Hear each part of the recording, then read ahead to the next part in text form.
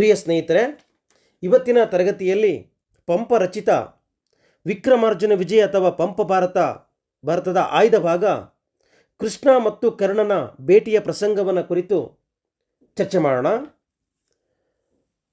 ಪಂಪ ಕವಿಯ ಪರಿಚಯವನ್ನು ನೋಡೋದಾದರೆ ಕ್ರಿಸ್ತಶಕ 902ರಿಂದ 950 ಕಾಲ ಭೀಮಪ್ಪಯ್ಯ ಅಬ್ಬಣಬ್ಬೆ ದಂಪತಿಗಳ ಮಗನಾಗಿ ಅಣ್ಣಿಗೇರಿಯಲ್ಲಿ ಜನಿಸ್ತಾರೆ. ಪಂಪನ ಆಶ್ರಯದಾತ ಚಾಲುಕ್ಯರ ಅರಸ ಅರಿಕೇಸರಿ. ಪಂಪನ ಪೂರ್ವಜರು ವೆಂಗಿಮಂಡಲದ ವೆಂಗಿಪಳು ಅಗ್ರಹಾರದವರು, ಇಂದಿನ ತೆಲಂಗಾಣ ರಾಜ್ಯದ ಕರೀಂನಗರ ಜಿಲ್ಲೆಯ ವೇಮುಲವಾಡದವರು. ಪಂಪನ ಭಾಷೆ ಪುಲಿಗೇರಿಯ ತಿರುಳುಗನ್ನಡ ಅಂತೇಳಿ ನೋಡ್ತೀವಿ. ಪಂಪನ ತಮ್ಮ ಜೀನವಲ್ಲಭ. ಪಂಪನ ಗುರು ದೇವೇಂದ್ರ ಮುನಿ.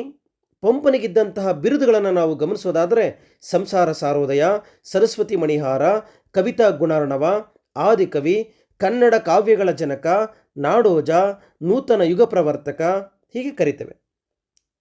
ರತ್ನಾತ್ರಯರಲ್ಲಿ ಒಬ್ಬ ಪಂಪ.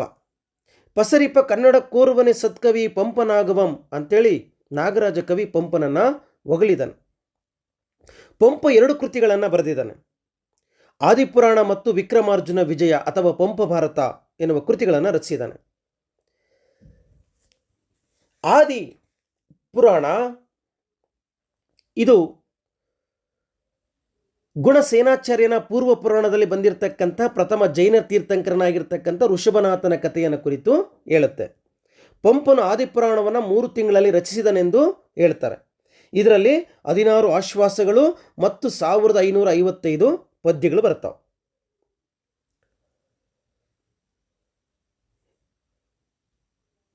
ಆದಿಪುರಾಣದಲ್ಲಿ ಕಾವ್ಯಧರ್ಮವನ್ನು ಮತ್ತು ಜೈನ ಧರ್ಮವನ್ನು ಪರಿಚಯಿಸ್ತಾನೆ. ಆದಿಪುರಾಣದಲ್ಲಿ ಪ್ರಧಾನವಾಗಿ ನಾವು ಮೊದಲ ತೀರ್ಥಂಕರನಾಗಿರ್ತಕ್ಕಂತಹ ಆದಿನಾಥನ ಭವಬಳಿಗಳು, ಪಂಚಕಲ್ಯಾಣಗಳು ಮತ್ತು ಭರತ ಬಾಹುಬಲಿಯ ಪ್ರಸಂಗವನ್ನು ನಾವು ಗಮನಿಸ್ತೇವೆ. ಇದರ ಜೊತೆಯಲ್ಲಿ ಪ್ರಸಿದ್ಧವಾಗಿರ್ತಕ್ಕಂಥ ನೀಲಾಂಜನೇಯ ನೃತ್ಯ ಪ್ರಸಂಗವನ್ನು ಕೂಡ ನಾವಲ್ಲಿ ಗಮನಿಸಬಹುದು. ಇನ್ನು ವಿಕ್ರಮಾರ್ಜುನ ವಿಜಯ ಮಹಾಭಾರತದ ಕಥೆಯನ್ನು ಒಳಗೊಂಡಿದೆ. ವ್ಯಾಸ ಭಾರತದ ಕಥೆಯನ್ನು ಪ್ರಾದೇಶಿಕ ಭಾಷೆಯಲ್ಲಿ ದೇಶೀಯ ಗುಣಗಳನ್ನು ಮೇಳವಿಸಿ ಬರೆದಂತಹ ಮೊದಲ ಕೃತಿ ಇದು. ವ್ಯಾಸ ಮುನೀಂದ್ರ ರುಂದ್ರ ವಚನಾಮೃತ ವಾರ್ಧಿಯ ನೀಸ್ವೆಂ ಅಂತೇಳಿ ಕವಿ ವ್ಯಾಸನೆಂಬ ಗರ್ಮ ಮೆನಗಿಲ್ಲ ಅಂತೇಳಿ ಬಹಳ ವಿನಯದಿಂದ ನುಡಿತಾನೆ. ತನಗೆ ಆಶ್ರಯ ನೀಡಿರ್ತಕ್ಕಂಥ ಅರಿಕೇಸರಿಯನ್ನು ಅರ್ಜುನನಿಗೆ ಹೋಲಿಸಿ ಅವನನ್ನೇ ಕಥಾನಾಯಕನನ್ನಾಗಿ ಮಾಡಿಕೊಂಡಿದ್ದಾನೆ ಪಂಪ. ವಿಕ್ರಮಾರ್ಜುನ ವಿಜಯವನ್ನು 6 ತಿಂಗಳಲ್ಲಿ ಬರೆದ ಅಂತೇಳಿ ಹೇಳ್ತಾರೆ. 14 ಆಶ್ವಾಸಗಳು, 1609 ಪದ್ಯಗಳನ್ನು ಈ ಕಾವ್ಯಭಾಗ ಒಳಗೊಂಡಿದೆ ಅನ್ನೋದು ಕಂಡುಬರುತ್ತೆ. ಪಂಪ ಇಲ್ಲಿ ದೇಸಿ ಮತ್ತು ಮಾರ್ಗಗಳನ್ನು ಪರಿಚಯಿಸ್ತಾನೆ. ಸಂಸ್ಕೃತ ಸಾಹಿತ್ಯದಂತಿರ್ತಕ್ಕಂಥದ್ದು ಮಾರ್ಗ, ಅಚ್ಚಗನ್ನಡದ ಶೈಲಿಯನ್ನು ನಾವು ದೇಸಿ ಅಂತೇಳಿ ಕರಿತೀವಿ. ಸ್ನೇಹಿತರೆ, ಬನ್ನಿ ಹಾಗಾದರೆ ಮುಖ್ಯವಾಗಿ ನಾವು ಪಠ್ಯ ಆಯ್ದ ಭಾಗ ಕೃಷ್ಣ ಮತ್ತು ಕರ್ಣರ ಭೇಟಿಯ ಪ್ರಸಂಗವನ್ನು ನೋಡೋಣ. ವನವಾಸ ಮತ್ತು ಅಜ್ಞಾತವಾಸವನ್ನು ಮುಗಿಸ್ಕೊಂಡು ಬಂದಂತಹ ಪಾಂಡವರ ಪರವಾಗಿ ಕೃಷ್ಣ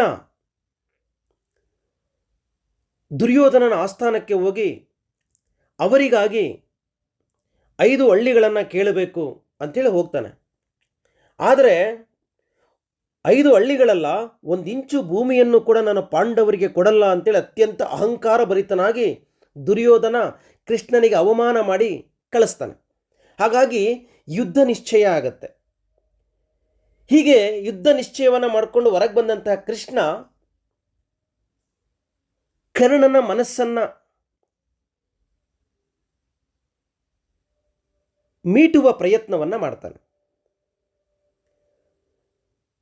ತನ್ನನ್ನು ಊರಿನ ಆಚೆಯವರೆಗೂ ಕೂಡ ನೀನು ನನ್ನ ಜೊತೆಗೆ ಬಂದು ನನ್ನನ್ನು ಕಳಿಸಿಕೊಡು ಬಾ ಅಂತೇಳಿ ಕರ್ಣನನ್ನು ತನ್ನ ಜೊತೆಗೆ ಕರ್ಕೊಂಡೋಗಿ ಅಲ್ಲಿ ಕರ್ಣನ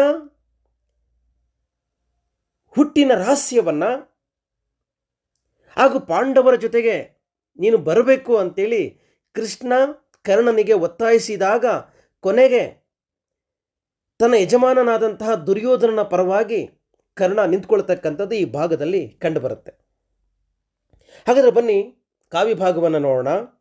ಮೊದಲಿಗೆ ಪದ್ಯ ಹೀಗೆ ಬರುತ್ತೆ. ಭೇದಿಸಲೆಂದೆ ದಲ್ ನುಡಿದರೆನ್ನದಿ ರೊಯ್ಯನೆ ಕೇಳ ಕರ್ಣ, ನಿನ್ನಾದಿಯೊಳೊಬ್ಬೆ ಕುಂತಿ ನಿನಗಮ್ಮನರ್ಪತಿ ಪಾಂಡುನಂದನರ್ ಸೋದರರೈದು ಮೈದುನನೆನ್ನಾಂ ಪೆರತೆಂ ಪಡೆಮಾತು ನಿನ್ನದಿ ಮೇದಿನಿ ಪಟ್ಟಮಂ ನಿನತೆ ನೀನಿರೇ ಮತ್ತೆ ಪೆರರ್ ನರೇಂದ್ರರೇ. ದಲ್ ಅಂತಂದರೆ ನಿಶ್ಚಯವಾಗಿ, ಭೇದ ಭೇದಿ ಭೇದಿಸು ಅಂತ ಕರಿತೀವಿ, ಅಂದರೆ ಪ್ರತ್ಯೇಕಿಸು ಅಥವಾ ಬೇರೆ ಮಾಡ್ತಕ್ಕಂಥದ್ದು, ಒಡಕನ್ನು ತರ್ತಕ್ಕಂಥದ್ದು. ಅಹರ್ಪತಿ ಅಂತಂದರೆ ಸೂರ್ಯನಿಗಿರ್ತಕ್ಕಂಥ ಹೆಸರು. ಮೈದುನ, ಇಲ್ಲಿ ಕೃಷ್ಣ ಮೈದುನನಾಗಬೇಕು. ಮೇದಿನಿ, ಮೇದಿನಿ ಅಂತಂದರೆ ಭೂಮಿ. ಏನು ಹೇಳ್ತಿದ್ದಾರೆ ಇಲ್ಲಿ ಹಾಗಾದರೆ? ಕರ್ಣ ಕೇಳಿಸ್ಕೊ ನಾನು ಹೇಳ್ತಾ ಇರ್ತಕ್ಕಂಥದ್ದನ್ನು ಅಂತೇಳಿ ಕೃಷ್ಣ ಕರ್ಣನನ್ನು ಉದ್ದೇಶಿಸಿ ಮಾತಾಡ್ತಾ ಇದ್ದಾನೆ. ನಿನ್ನನ್ನು ಭೇದಿಸೋದಕ್ಕೋಸ್ಕರನೋ ನಿಮ್ಮ ನಡುವೆ ಒಡಕು ಮೂಡಿಸೋದಕ್ಕೋಸ್ಕರನೋ ನಾನು ಈ ಮಾತನ್ನು ನಿನ್ನ ಹತ್ರ ಹೇಳ್ತಾ ಇಲ್ಲ. ಆದಿಯಲ್ಲಿ ನೀನು ನಿಜವಾಗ್ಲೂ ನಿನ್ನ ತಾಯಿ ಯಾರು, ನೀನು ಯಾರ ಮಗ ಅಂತಂದರೆ ನಿನ್ನ ತಾಯಿ ಕುಂತಿ ಕಣಪ್ಪ, ನಿನ್ನ ತಂದೆ ಸೂರ್ಯ, ಪಾಂಡವರು ನಿನ್ನ ಸಹೋದರರು, ನಾನು ನಿನಗೆ ಮೈದುನನಾಗಬೇಕು. ಇದರಲ್ಲಿ ಹೆಚ್ಚು ಹೇಳ್ತಕ್ಕಂಥದ್ದು ಏನೂ ಇಲ್ಲ. ಈ ಭೂಮಿ ಎಲ್ಲವೂ ಕೂಡ ನೋಡ್ಕೊಂಡ್ರೆ ನಿನಗೇ ಸೇರಿದ್ದು. ಈ ರಾಜ್ಯದ ರಾಜನಾಗ್ತಕ್ಕಂಥ ಅರ್ಹತೆಯೂ ಕೂಡ ನಿನಗಿದೆ.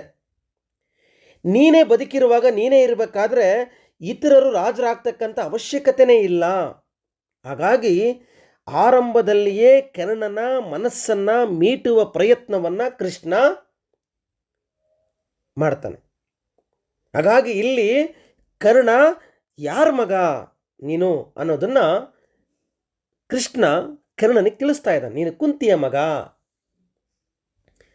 ನಿಮ್ಮ ತಾಯಿ ಕನ್ಯೆಯಾಗಿದ್ದಾಗ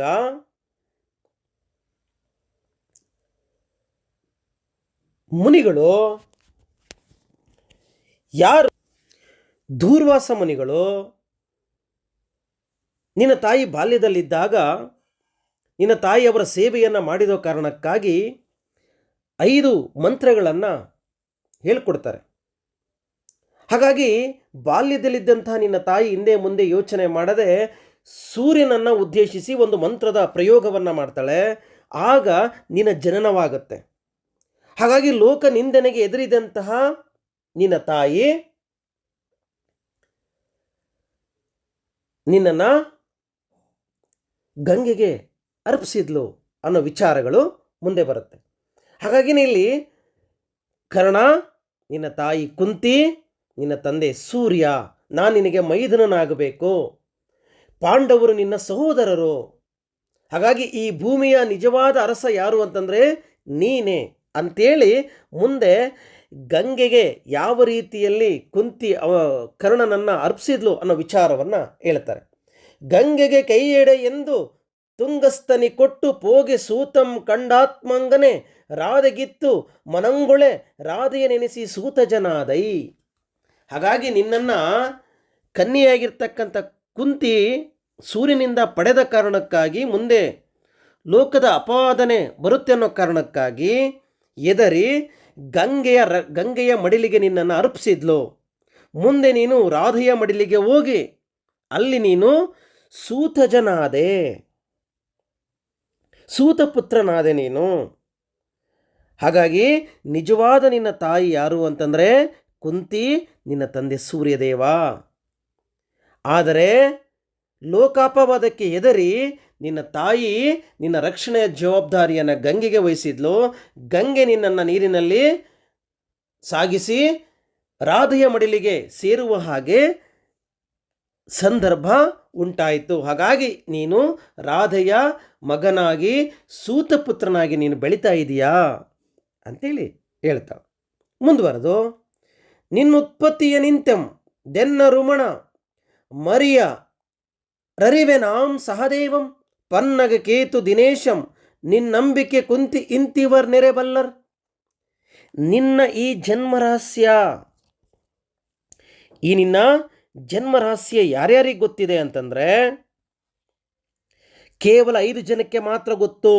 ಈ 5 ಜನರಿಗೆ ಬಿಟ್ಟರೆ ಇನ್ಯಾರಿಗೂ ಕೂಡ ನಿನ್ನ ಜನ್ಮರಹಸ್ಯ ಗೊತ್ತಿಲ್ಲ ಕರ್ಣ. ಹಾಗಾದರೆ ಯಾರ್ಯಾರಿಗೆ ಗೊತ್ತಿದೆ? ನಿನ್ನುತ್ಪತ್ತಿಯ ನಿಂತೆಂ, ನನಗೆ ಗೊತ್ತಿದೆ ಜನ್ಮರಹಸ್ಯ. ಎರಡನೇದು ಯಾರಿಗೆ ಗೊತ್ತಿದೆ ಅಂತಂದರೆ ಸಹದೇವನಿಗೆ ಗೊತ್ತಿದೆ ನಿನ್ನ ಜನ್ಮರಹಸ್ಯ. ಮೂರನೇದು ದುರ್ಯೋಧನನಿಗೆ ನಿನ್ನ ಜನ್ಮರಹಸ್ಯ ಗೊತ್ತಿದೆ. ನಾಲ್ಕನೇದು ಸೂರ್ಯನಿಗೆ ನಿನ್ನ ಜನ್ಮರಹಸ್ಯ ಗೊತ್ತಿದೆ. ಹಾಗೂ ನಿನ್ನ ತಾಯಿ ಕುಂತಿಗೆ ನಿನ್ನ ಜನ್ಮರಹಸ್ಯ ಗೊತ್ತಿದೆ. ಈ 5 ಜನರಿಗೆ ಬಿಟ್ಟರೆ ಇನ್ಯಾರಿಗೂ ಕೂಡ ನಿನ್ನ ಜನ್ಮರಹಸ್ಯ ಗೊತ್ತಿಲ್ಲ. ಯಾರು 5 ಜನಕ್ಕೆ ಗೊತ್ತಿರೋದು?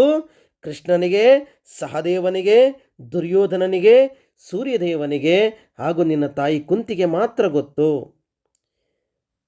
ಅಂಥೇಳಿ ಕರ್ಣನ ಜನ್ಮ ರಹಸ್ಯ ಯಾರ್ಯಾರಿಗೆ ಗೊತ್ತು ಅನ್ನೋ ವಿಚಾರವನ್ನು ಈ 3ನೆಯ ಭಾಗದಲ್ಲಿ ಹೇಳ್ತಾರೆ.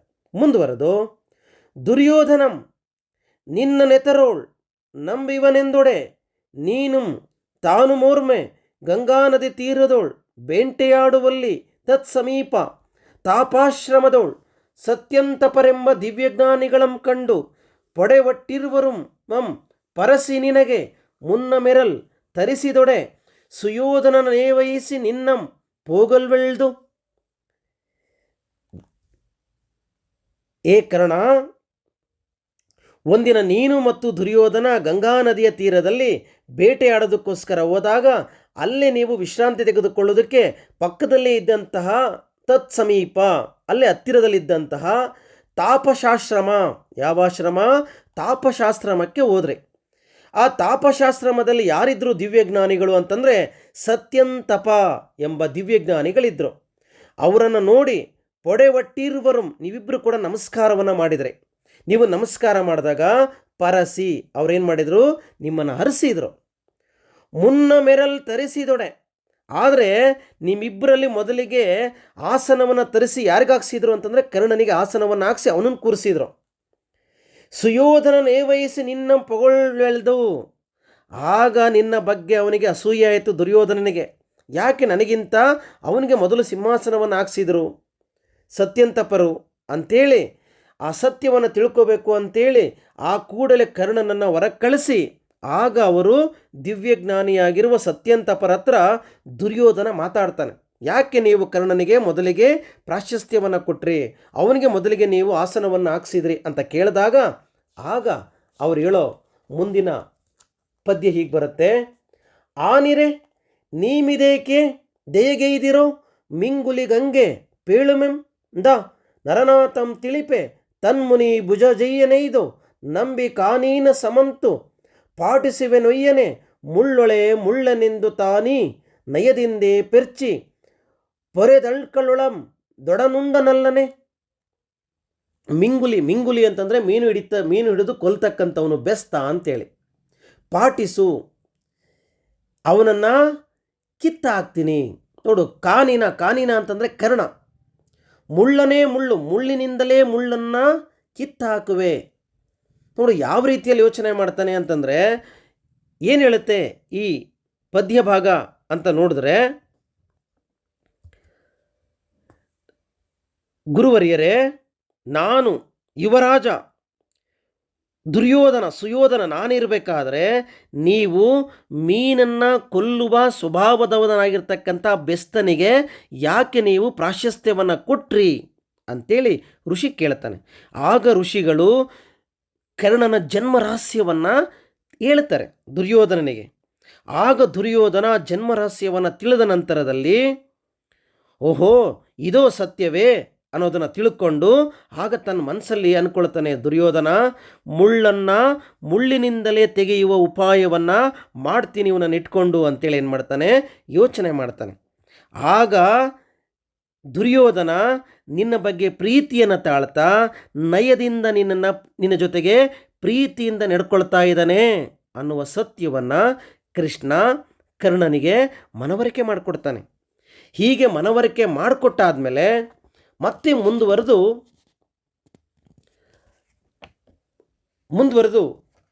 ಹೇಳ್ತಾನೆ, ಹೇಗಾದರೂ ಮಾಡಿ ನೀನು ನಿನ್ನ ಸಹೋದರರಾಗಿರ್ತಕ್ಕಂಥ ಪಾಂಡವರ ಜೊತೆಗೆ ಬಂದು ಇದ್ಬಿಡು. ಈ ವೇಳೆಗೆ ಈ ಎಲ್ಲ ಮಾತುಗಳನ್ನು ಕೇಳಿ ಕರ್ಣನು ಕೂಡ ರೋಮಾಂಚಿತನಾಗ್ತಾನೆ, ಕಣ್ಣೀರನ್ನು ಸುರಿಸ್ತಾನೆ. ತಾವು ಮೊದಲು ನನಗೆ ಯಾಕೆ ಇದನ್ನು ತಿಳಿಸಿದ್ರೋ? ನನ್ನ ಮನಸ್ಸು ಅಂತಕ್ಕಂಥದ್ದು ಒಯ್ದಾಟದಲ್ಲಿದೆ. ಹಾಗಾಗಿ ನೀವೇನೇ ಹೇಳಿದರೂ ಕೂಡ ನನ್ನ ಗೆಳೆಯ ದುರ್ಯೋಧನನನ್ನು ನಾನು ಬಿಟ್ಕೊಡೋದಕ್ಕೆ ಸಾಧ್ಯ ಇಲ್ಲ. ಇವತ್ತು ನನಗೆ ಸ್ಥಾನಮಾನವನ್ನು ತಂದುಕೊಟ್ಟಿರ್ತಕ್ಕಂಥದ್ದು ಸುಯೋಧನ ಅಂತ ಹೇಳ್ತಾ ದುರ್ಯೋಧನನ ಬಗ್ಗೆ ಕರ್ಣನಿಗಿರ್ತಕ್ಕಂತಹ ಪ್ರೀತಿಯ ಬಗ್ಗೆ, ದುರ್ಯೋಧನನ ಮೇಲಿರ್ತಕ್ಕಂಥ ವಿಶ್ವಾಸವನ್ನು ಹೀಗೆ ಕರ್ಣ ಕೃಷ್ಣನಿಗೆ ಹೇಳ್ತಾನೆ. ನೆತ್ತಮನಾಡಿ ಭಾನುಮತಿ ಸೋಲ್ತಡೆ, ಸೋಲಮ ನೀವುದೆಂದು ಕಾಡುತ್ತಿರೆ ಲಂಬಣಂ, ಪರುಯೆ ಮುತ್ತಿನ ಕೇಡನೆ ನೋಡಿ ನೋಡಿ ಬಳ್ಕುತ್ತಿರೆ ಏವ ಮಿಲ್ಲದಿವ ನಾಯ್ವದೋ ತಪ್ಪದೆ ಪೆಳುಮೆಂಬ ಭೂಪತ್ತಮನಂ ಬಿಸುಟ್ಟಿರದೆ ನಿಮ್ಮೊಳೆ ಪೊಕ್ಕೊಡೆ ಬೇಡನಲ್ಲನೆ. ಏನಂತ ಹೇಳ್ತಾನೆ ಅಂತಂದರೆ,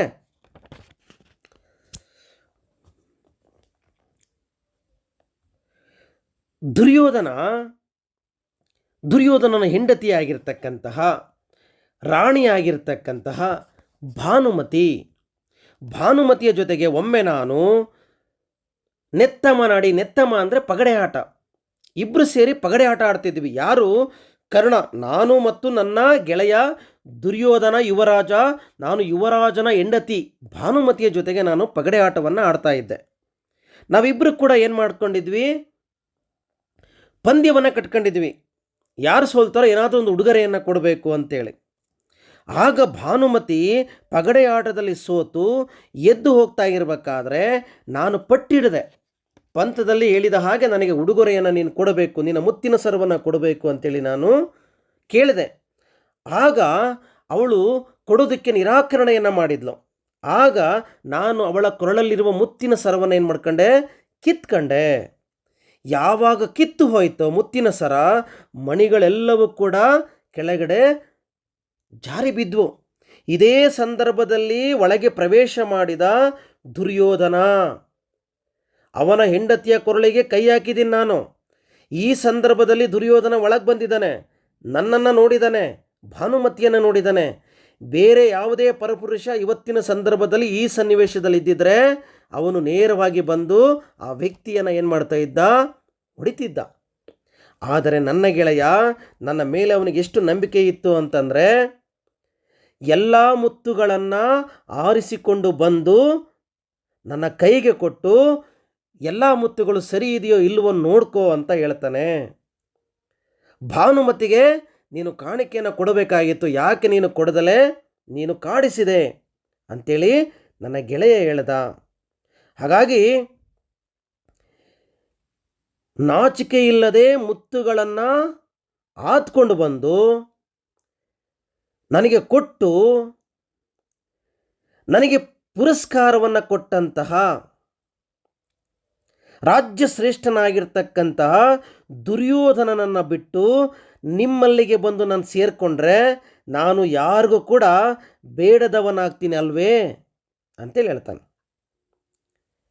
ಈ ಸಮಾಜ ನನ್ನನ್ನು ಒಪ್ಪುತ್ತೆ, ನನ್ನ ಮೇಲೆ ಇಷ್ಟೊಂದು ವಿಶ್ವಾಸವನ್ನು ಇಟ್ಕೊಂಡಿರ್ತಕ್ಕಂತಹ, ನಂಬಿಕೆ ಇಟ್ಕೊಂಡಿರ್ತಕ್ಕಂತಹ ಗೆಳೆಯ ದುರ್ಯೋಧನನಿಗೆ ನಾನು ಮೋಸವನ್ನು ಮಾಡಿದರೆ ಈ ಸಮಾಜ ನನ್ನನ್ನು ಒಪ್ಪುತ್ತದೆಯೇ?